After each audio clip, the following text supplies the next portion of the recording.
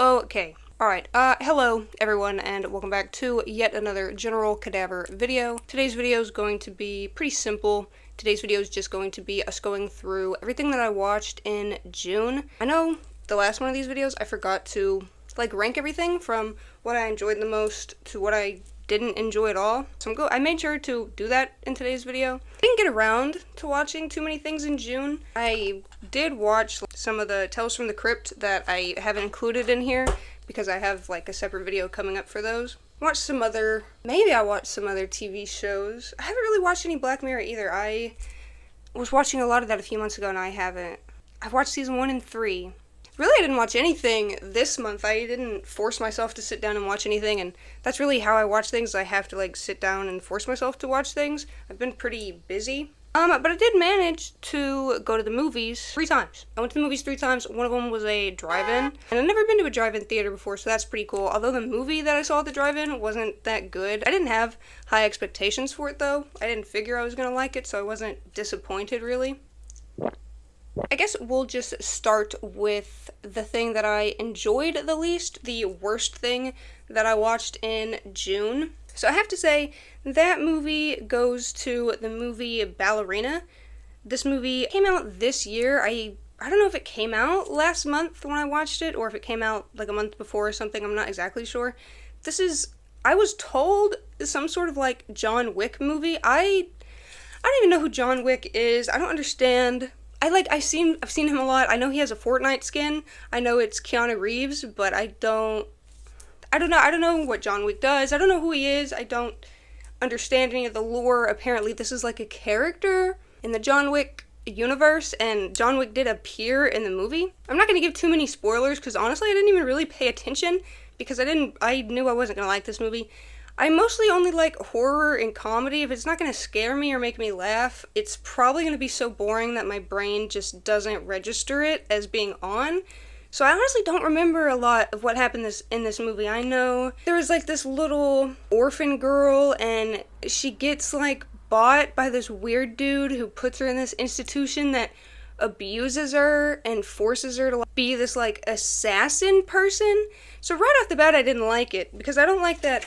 But yeah, some weird guy comes and gets her. He puts her in this thing where they basically torture her and train her on how to be some sort of assassin. And I also watched a video, if I can find that video again, I'll try to put it in here, a video about how it's there's this constant propaganda of Russian people, of this being a good thing, that Russian people or whatever, because she's Russian, they're abused and turned into hardened assassins. It's a good thing. It's seen as a good thing. You're supposed to think it's a good thing about the character, but it's obviously not. And nobody should be tortured. It doesn't matter the outcome. No matter how good the outcome is, you still, nobody should be put through torture or anything. It doesn't matter. Nothing matters. That shouldn't have happened to her. She should have went to a regular family and just had a normal childhood, but instead this happens. She's an assassin. I can't remember who she has to kill. I can't remember something. John Wick gets called to attack her. John Wick gets called to assassinate her, but he chooses not to. I think he has her cornered or something, but he chooses not to. Or says that she has until midnight to kill the person, or else he's gonna have to get her. I don't really understand what was happening. I did see this at a drive-in theater though, and I thought that was pretty cool. I didn't even know that drive-in theaters still existed. I knew that was a thing people did back in the day, but I just thought we had brick and mortar, whatever brick and mortar stores. I didn't even know they had drive-ins. There was 8 movies going at once. You connected your, because I was how the f can I hear this movie? We connect your car radio to it. There's one of the frequencies, one of the radio stations plays whatever movie you chose. They had a nice concession stand and stuff. It was a pretty good time. I'd definitely go to another drive-in theater. I was a little anxious just because I hate being around strangers, people I don't know. I don't feel safe. Being in the car, it was nice. Felt protected. But yeah, the drive-in experience was good, but I will say I just don't really understand the movie. I probably should have paid more attention, but it just wasn't my type of a movie, and usually I have pretty good intuition. If I know I'm not gonna like something, usually I shouldn't waste my time trying, because I already know I'm not gonna like it, so why waste the time trying when the outcome's 100% of the time going to be that I don't like it. But I went along for the ride. for the experience. It was good. I will say, the movie was boring. Just fighting, gunfare, melee attacks. It's fine. You know, the choreography, that, like, choreography work is always, like, really good, how they pull that together, and, you know, it probably takes a lot of hard work to get that just right. But, it was just boring to watch. I don't know. I don't like assassins, and if I'm gonna watch murder, I want to watch, like, scary movie where it focuses on the murder and we get to see, like, not just somebody getting shot, like, bam, bam, boo, that's boring. I want to see somebody get hacked up if I'm going to see somebody die. So yeah, just boring. I give this movie a 1.5 stars. It was probably a good movie if you like John Wick or the John Wick universe, or if you know, like, what the movie's about. It's probably a good movie, but just coming from somebody who doesn't understand anything, it was just boring. Just another action film, you know. Lame. It was just a lame movie. Lame, boring, boo. Nothing to write home about. I didn't really enjoy the characters. I just didn't really like it. So yeah, I give this one 1.5 stars, and it gets, like, 5th place out of everything I watched. Worst movie that I watched this month for sure. Skip number 4, so we're gonna go to number 4. This was the second best thing. Number 3 was better than this, I just have to say, because it's a newer movie. I don't want to give, like, you know, an older, schlocky movie, like, a higher ranking than, like, a newer, better shot, possibly meaningful movie. I don't know. It's not meaningful to me, but maybe it has meaning. In number 4th place, I gotta put Hall Pass. This is just a classic comedy movie. It has, what's his name? Has Owen Wilson and that one guy, Jason Sudeikis. I remember when he was on SNL. I used to watch SNL all the time when I was younger, and Jason Sudeikis was one of, like, the characters. He's so funny. He was, like, probably one of the funniest SNL characters, like, on there at the time. I love seeing him in any funny movies. I love him with Jason Bateman and whatever the one guy's name is, Charlie Day. Possibly that little weird squirrel-looking dude. I give this movie, oh no, not the squirrel-looking dude. I'm thinking of something else. Completely. It's Owen Wilson and Jason Sudeikis. And then they have, like, some other characters. I'm not sure of any of their names, but they're in a lot of other, like, one of the guys is in Tooth Fairy, that tall, lanky dude. This movie is just a classic. They get a hall pass from their wives because, like, they're, I don't know, screwing up in their marriages. They're just not, like, being attentive, or they're just looking at other girls' asses. And the wives get upset, so they give them a hall pass, which is basically like a week off marriage. They have this friend who's, I think she's like a counselor or something. I think actually in real life, she's a counselor and like an author and stuff.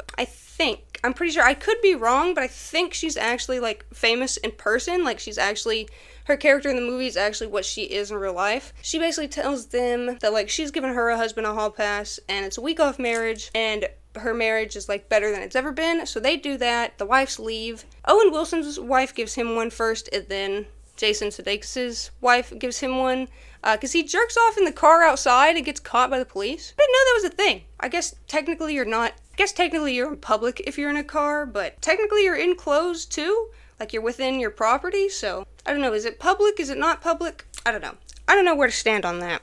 But his wife gets mad at him, and they're best friends, so they go to, like, I don't know, they're rich, so their parents have, like, a fucking beach house or something? Whatever, man. So they go to their parents' house, beach house, and the other guys stay. They just hang out with their friends, go to bars. They try to pick up women, but they're losers. They're not funny, they're not particularly attractive, they're not, you know, I don't know, they're just regular dudes. Is boring. So they don't really get any bitch.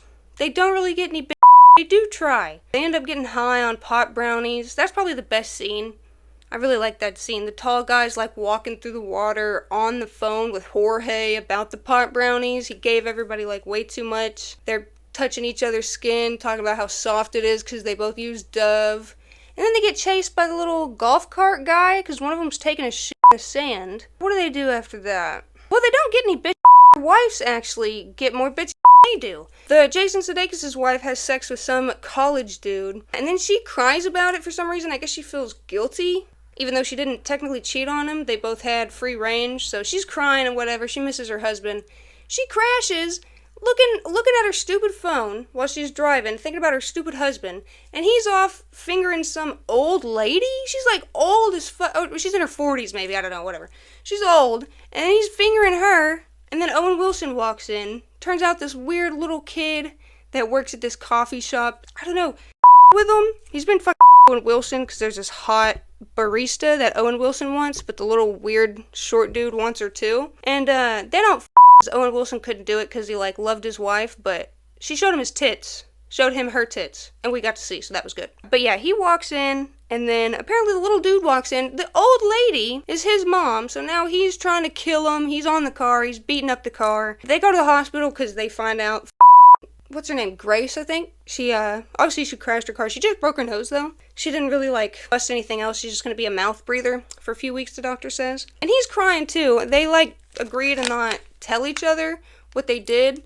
But then the bitch asked if they can go to Kathy Griffin, and I guess he just hates Kathy Griffin so much, he's like, I fingered this old lady. I don't know if she tells him what she did. Not that it matters, because they had the hall pass, so it's really just their time. But the other couple, they didn't have sex with anybody. One of them got close, but she didn't want to either. Owen Wilson and his wife. So neither of them cheated, but both the other ones cheated. But, well, that's not cheated, but everybody else. But they both stay together and happily ever after. And in the end, the guy gets her Kathy Griffin. Kathy Griffin's at their house. Which I'd rather that. I'd rather a comedian come over to my house for a party than go to a public place where I have to be sat around a bunch of strangers. God knows who. That. Yeah. I'm not comfortable in public. I'd much rather... why go to the circus to see a clown when you can call the clown to your house? Yeah, I agree with that. But it's just a classic movie. I've watched this movie since I was a kid. It came out in 2011, so I don't know how old I was, but I was probably a kid back then. But yeah, I've watched it since I've known about it. It's so funny. I love Jason Sudeikis. Anything he's in that's funny, I usually am all over. And I really like the, what's her name, Christina Applegate, and the girl who was in The Office. I really, really like their characters. They're really funny. I don't know. I like them. They're just like down-to-earth characters. They live in rich houses though, which, I'm always so jealous when I see rich people, but I know they're characters, so it's okay. But how do they afford that? I don't know what they do. One of them's a real estate agent. I don't know how people get into good jobs. But yeah, I give it a 5 stars. 5 stars. It's just a classic. It's always funny. I have it on DVD, so I can watch it anytime I want to. God willing, it doesn't fucking scratched. But yeah, it's just a classic movie. Funny. I love raunchy humor, if it's gonna be humorous, like raunchy humor. I love, anything like that, so. Yeah, 5 stars, definitely a classic. And this is a rewatch. This is not a new movie for me at all. I've seen it a million times. I do need to paint my nails. Just a side note. Okay, so, moving on to 4th place. Not a bad watch, but it wasn't a movie that I would typically watch. It's not a movie that's... I will say it was funny, but it wasn't marketed as funny. I didn't think it was going to be funny. I thought it was going to be more serious. I did enjoy this one a lot more than I enjoyed Ballerina. Would I watch this one again? Actually, yes, just because of Michael Cera. Usually, if Michael Cera's in anything, it's enjoyable. I love Michael Cera, so I would watch it again for all of his parts. I liked his chemistry. The way the actors played off each other was really well. The storyline, to me, wasn't that interesting, but I really liked the characters, their dialogue with each other. They were all, pretty eccentric characters, and they all said things, weird things. The audience really loved it. The audience was, always laughing at their, deadpan deliveries and shit. One of them's, this Christian girl who smokes this pipe all the time. Oh, I forgot. The movie is called The Phoenician Scheme. This came out this year in 2025. I'm not sure if it came out last month or when it came out, but I know it came out this year sometime. This is a Wes Anderson movie. The friend that I went to see this with told me that. I didn't really recognize the name, but he said he directed Fantastic Mr. Fox. I know I watched that movie in middle school. I don't really remember what it's about. I know there's a girl fox and a guy fox. Do they get hunted? Like a free bird situation? I'm not really sure. I don't really remember that, but I know it's stop motion animation, which is the best. If you're gonna do anything animation, do stop motion, claymation, 3D animation. Well, hand-drawn animation's good too, but the best type of animation in the world is claymation. I don't care that it takes so long. It's so beautiful. But yeah, this movie came out this year. Wes Anderson directed it, I guess. I don't know really any of his other movies. I don't really keep up with directors. I really just care about the movies. If the movie's good, it's a good movie. I don't need to know who directed it. I don't need to know anything about it. The movie could stand alone on its own, so it was okay. It was definitely more enjoyable than Ballerina. It had a lot of comedic parts. I will say the pacing was very good. I didn't even realize it was close to the end. When we got close to the end, I don't know, it kept me on my toes. I was like, what's happening? Who are these people? The dialogue, I will say, they talk all super fast, and they don't have a lot of, like, hesitancy or pauses between the things that they say. So, I probably didn't catch a lot of what they said just because they talk so fast and they talked about a bunch of shit. But, I mean, the dialogue that you do hear is pretty funny, especially the banter between all of them.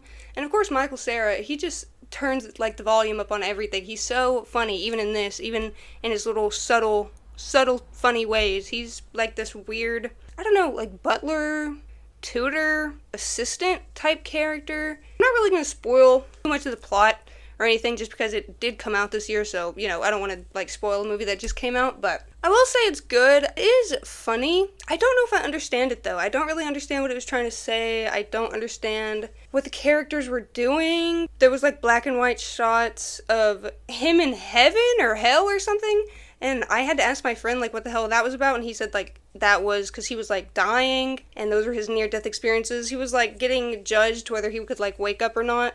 So, I mean, that makes sense now, but when I saw it, I was like, what the hell is this? Black and white, just interceptions of weird But it is good. Like, it's definitely shot good. All the colors, very colorful movie. The sets and everything were really, really pretty. There's a lot of, like, banter, but there's not a lot of, like, other, I don't know, words besides that. They talk really fast when they do talk, but it's not, I don't know, you really only ever hear the main characters talk. It's not bad. Probably have to watch it again, probably a few times to just understand it, because it's got, like, I think religious imagery. Yeah, I really have no idea what the hell the movie's about. It was enjoyable. I gave it 3 stars. It was definitely shot well.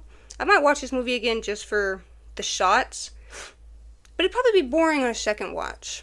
I don't know. I did like the characters, though, especially Michael Cera. Anything that he's in, I'm pretty down to watch. I did give it 3 stars, though.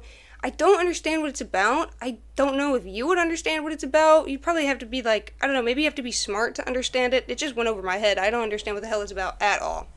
In second place for the best thing that I watched this month, this is another rewatch for me. This is a movie called Drag Me to Hell. This is a movie from 2009. I will say, when I was a kid, I didn't appreciate this movie. I don't think I liked it. I think I thought it was boring, and I didn't like how some of the effects were, like, not cheesy, but just, I really appreciate now the practical effects, but I guess I didn't understand as a kid that, you know, practical, no matter how schlocky, is always better than CGI. I really appreciate it now, but I will say, as a kid, I didn't appreciate it as much as I do now. I believe this is a Sam Raimi movie, and I fucking love Sam Raimi. He did Evil Dead, which is obviously a classic. I loved that movie as a kid. That's another childhood movie of mine. I don't know how I didn't put the pieces together. You can kind of see, I don't know, his, like, style and in Drag Me to Hell. You can kind of, like, see similarities or just, like, shot similarities. So I don't know, maybe I just didn't realize. I don't really think. My brain just kind of, whatever the first thing pops up, that's just kind of what my brain does. But, like, thinking about it, I mean, I could definitely see, like, similarities. This movie is about this girl named Christine. She's some sort of bank lawyer. There's this old, withered, I don't know what the hell she is, like this Russian, she's like a Baba Yaga. She's like a grandma who does witchcraft. She asked for, like, an extension on her loan or something for her house because the bank's going to repossess her house. But Christine says no because she's trying to get a promotion. The lady does something. I think she steals a button from her. She goes in the, oh no. She, like, begs her. She gets dragged out. They go into the parking lot. She attacks her in the car, gets a button, and curses her button and gives it back to her. Christine, like, she finds this out somehow. I think just weird shit starts happening, and she goes to see this, like, psychic. Her boyfriend is Justin Long. Scream King, permanent resident Scream King. He's always in the good horror movies. Always a good character in any horror movie. Well, not a good character, but not good in the sense of good, but good as in the sense to watch. Enjoyable. He helps her pay for it and stuff, the little reading or whatever. The guy says she's been cursed by some demon, Lamia, something weird like that. He tells her to, like, sacrifice something. She ends up stabbing and killing her pet kitten. I was like, damn. You could have picked any animal. You had to pick an animal that you loved. Like, I don't know, you had a few days. It takes like 3 days for it to kill you. She had a few days. She didn't have to kill it. I'm just saying. She could have killed any other animal, somebody else's pet. She didn't have to choose something that she loved. That's just one thing. I'd want to understand. You do see it kind of get stabbed. Well, you don't see it get stabbed, but you see it right before she stabs it and you see the fake blood. Later on in the video, you see like a dead, later on in the movie, you see like a little dead kitten corpse, but it's obviously really fake. I don't know, it's just the way it moves, you can tell it's not like a real dead thing. But yeah, she does that. She thinks she's got rid of it. Oh, and before this, she tries to go and apologize to the old lady. She goes to the old lady's house. Her niece lets her in. She's dead. They're all drinking and partying, listening to music, and she's laying in the middle on this, like, table thing, dead as hell. She ends up tripping over. The body falls on her, and their fucking mouths touch. And I don't know why, but her dead body is filled with goo, and this weird corpse juice just gushes into her mouth, out of the old lady's mouth. It's really disgusting and sick and gross. She just gets up like nothing happened. I would have been ripping my skin off my face if that happened to me. But then everybody's pissed at her, so she leaves. And I think that's when eventually she ends up killing her cat. So she goes back to the guy, the tarot reader, the psychic guy. He tells her about this old lady who has encountered the demon before. The person she was encountering the demon with died, so she wasn't able to help them, but like she'll do it. She'll like help her because she wants to, I guess, try to like redeem herself from the first time she met the demon. It goes wrong. They get the demon in. They're supposed to go to this goat, but the guy doesn't cut the goat's head off, so the goat bites his hand and he becomes the demon. She's able to like banish the demon and get it out of the guy, so she saves the guy. I guess the goat is saved too. I don't think they kill the goat. And Christine thinks that she's saved because she saw him be banished. But the guy, the tarot guy, reminds her like, hey, he was just banished. Like, we didn't kill. There was no sacrifice, so there's no, like, nothing's gonna happen. And then that's when, after they do all this like the third day, that's when he tells her, why don't you just, you're the owner of the button. She cursed this object and its owner. Why don't you give the button to somebody? And then they'll have to take the punishment because technically they will become the new owner. And so it's not Christine's button anymore. It's this new person's button, so the demon will go after them. Why didn't he tell her on the first day? I've seen other people review this movie and tell her about that. I feel like this was her best chance. Not the big hullabaloo with the seance and the goat dying and the weird, killing her kitten. Why didn't he just tell her this at the beginning? Because I'm pretty sure he knew about the button the whole time. Because he knew like there was a cursed object she had been given, or she had lost and it was cursed and given back to her. But because of this, she goes to the old lady's grave, and the button is in an envelope. She puts the envelope in her dead body's mouth. She, like, rips open the casket in the ground, puts it in her mouth. It starts raining, she gets conked on the head. She almost dies and drowns with the old lady's body in her fucking casket. But she climbs up, and she thinks everything's fine. Her and her boyfriend are on this train track, her and Justin Long, and she's saying how happy she is. And then her boyfriend says, oh, hey, I found your button.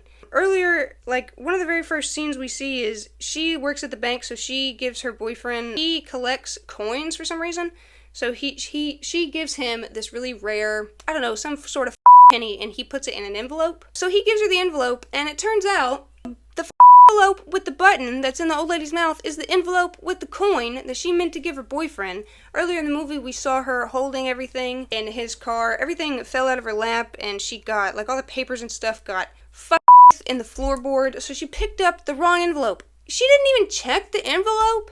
Why wouldn't you check the envelope? To make sure, I get that they feel the same, a button and a penny, thin and circular, but I would have opened the envelope and gotten a new one. Like, these people have envelopes out the ass. So I would have just checked it and got a new envelope, but she backs up, she falls onto the train track, and this portal to hell opens up and just drags her straight to hell. That's why it's called Drag Me to Hell, because at the end she just dragged straight to hell by, I guess, said demon Lamia or whatever, and Justin Long's just sitting there traumatized. Now he has to find a new girlfriend. He's probably gonna need to find a therapist too, because she just died right in front of him. I give this movie 5 stars. I really enjoy it. I enjoy the characters. I will say Christine, she doesn't have much of a backbone. I get that she wants the promotion and stuff, and I get that, being an anxious person, I'd probably do all the same position, but I would have just said boss and gave the lady an extension anyways. I usually don't have any respect for people in a higher position than me, because usually it doesn't mean much. That guy's just he's just older than her, so he's been there longer, and he's the boss. That doesn't mean she needs to listen to him, because he's an But, I mean, she does. He doesn't tell her to not give the lady hair extension, but he tells her to, like, be cutthroat, be ruthless, or whatever. So she does. She takes his advice, but she shouldn't have. She should have just been like, hey, old lady, here's an extension. You're about to die anyways. We're going to take your house in 8 years anyways, because you're going to be dead, so here's an extension, you know. We're just securing our house for the bank's house for a few more years. So it wouldn't have even been a big deal, but I will say, yeah, maybe get a little bit of a backbone. She does have a pretty good backbone. You see in the, scene where she's talking to her boyfriend's mom, and she admits her mom's an alcoholic, and the mom's impressed because she, for some reason, is too insecure to admit that her mother was also an alcoholic. She feels shame about that. But then she f***ed up too. The demon f***ed up. But yeah, this is just a good movie. I give it 5 stars. Came out in 2009. You could probably tell. I miss the aesthetic. The way things were shot back then, I feel, is different. I don't know. Have you guys noticed that? I don't know. Maybe the movement of the camera. Maybe they got different styles nowadays or something, but I don't know. There's something about, like, 2000s movies and shit that, like, the way they were shot. I don't know. It's aesthetic and I like it.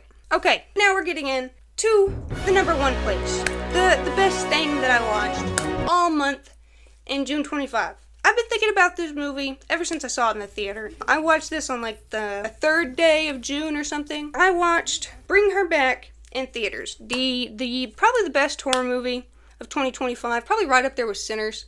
Sinners was so good too, and that's a vampire movie, but not getting into Sinners. Bring Her Back, I'm not going to spoil too much. I need to make a review of this movie. I meant to. I just never, after the movie, I think I did other stuff instead of coming home immediately and writing down my thoughts like I should have, like I did with the Final Destination review. Maybe I'll watch it again and then review it, but it's a really good movie. I really liked it. I give this movie a 5 stars. Out of 5 stars, this movie came out, I believe, in May. I think that's when it first came out, in May. I saw it in June. It's so good. It's about this boy and his little blind sister. They get not, I don't know if it's adopted or if they're like, she's fostering them. I can't remember if she's like full-blown adopting them or if she's like fostering them. I think she's fostering them. Because, like, one of them's about to be 18 and take a sister. Yeah, I don't think she's fostering them, but she has secret, sinister plans. I'm not going to spoil this movie too much because I think everybody should watch it. I really liked it. I thought it was so cool. I watched this with my sister and my mom, and I loved seeing my sister react to this movie. She's very expressive, so, like, she would, like, cover her mouth and or jerk in the theater, like, just gasp, and I thought it was so funny watching her react to it. Because I kind of went in knowing what to expect, but she really just got dragged along to the movie that day. But it's so good. I like what it says about grief. You know, I feel really bad for the antagonist character. I can see why she does everything she does, because grief it's an incredibly painful emotion to deal with, and once grief gets you, like once you experience something like that, it never goes away. So like you can understand really what she's doing, even though she has sinister intentions. Hey man, you can understand really, because I feel bad for her.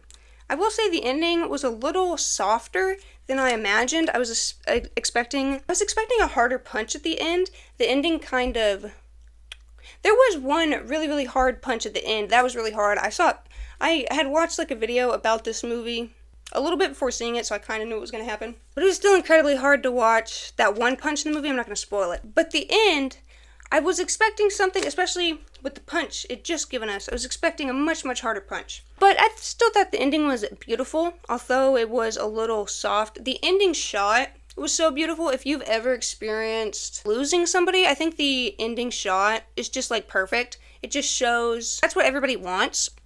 Like that's how you feel. That's like the level of grief you feel is that ending shot. It was so beautiful, that ending shot. I really, really liked it. And it was set up too, it was set up good. It gives you a little hint closer to the beginning about something later on close to the ending in the film. I was like, hey, when I heard that the first time in the movie, I was like, hey, I'm going to need to hold on to that, and I was right. It showed back up at the end of the film. I've heard other people talk about that with this movie too. But I love it. I love the story. I love all the characters. I love the mysterious, weird boy child, that you see in the previews. I knew I was going to love this movie from the previews, and I was right. It's just such a good movie. I don't want to tell you all that happens, because I do think you should watch it. It's not really... I like scary movies. I like being scared. I like that anxiety. It's very comfortable. I I don't know, I know what to expect. I know, I don't know, it's very comfortable for me to feel that feeling, so I don't know if this movie's necessarily scary. It's fun, it's enjoyable, it's got some moments that'll make your heart race. I guess it would be scary if you were in it. I will say that. It would be terrifying if you were in it. You'd want out, especially because there's a certain supernatural aspect, I'll say. I don't want to spoil too much of it, but especially with the supernatural aspect, like, that's all, supernatural stuff's always hard to wrap my mind around. But I will say, I would definitely watch this. Even if you're squeamish or whatever, there's a few scenes that I think you won't like. And I have heard people say, you know, they can't see children in pain. I guess if you can't see a child actor faking in pain, I don't know. I don't have kids, thank God. I, you know, thankfully don't know what that's like. I don't know, kids get hurt every day, kids die every day. I guess seeing it in a movie is uncomfortable for people.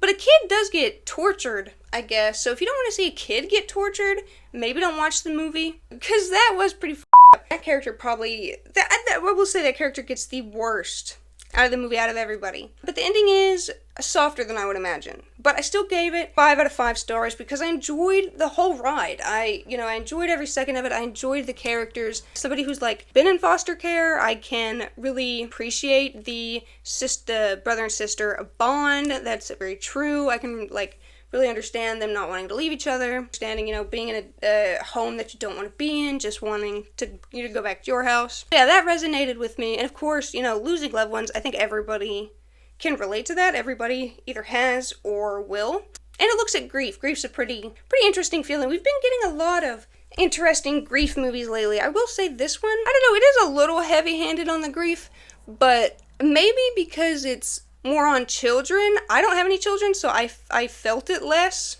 than like if somebody was losing like a parent or a brother and sister. Because I have parents, I have brothers and sisters, but I don't have kids, so I can't sympathize with somebody losing a kid because I don't know what that feels like. I mean, obviously I know it sucks, but I can't imagine how I would feel if I lost a kid because I would never have a kid, so I'd never have to deal with that. 5 out of 5 stars, came out this year, I believe in May, and it gets first place. Not too many spoilers. I tried not to spoil too many things, but I definitely think you should watch it. Just because all the acting's good. I really liked it. I love the casting too. I think this was like 2 kids. I think this was like their first film ever for both of them, and they're both amazing. Like, I really loved their acting.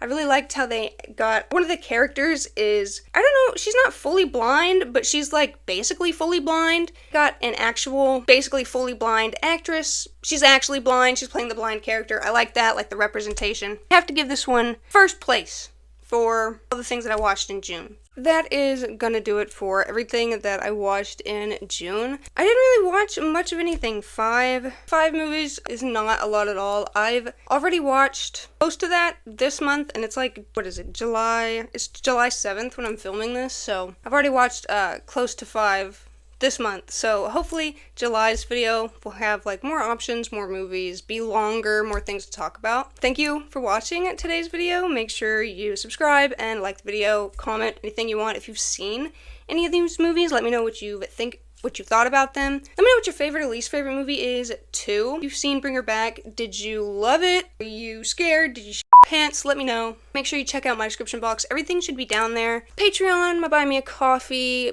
Make sure you check out my Mercari and my Depop if you want to buy anything, any of my old clothes, old bags, old shoes, whatever. Also, check out all my social medias. They should be down in the description too. Instagram, Twitter, Threads, Blue Sky, Reddit. Everything else should be down there. Yeah, thank you so much for watching today's video, especially to my patrons. You will see your names on the beginning and the end cards of every single one of my YouTube videos, and I'll see you guys in the next video.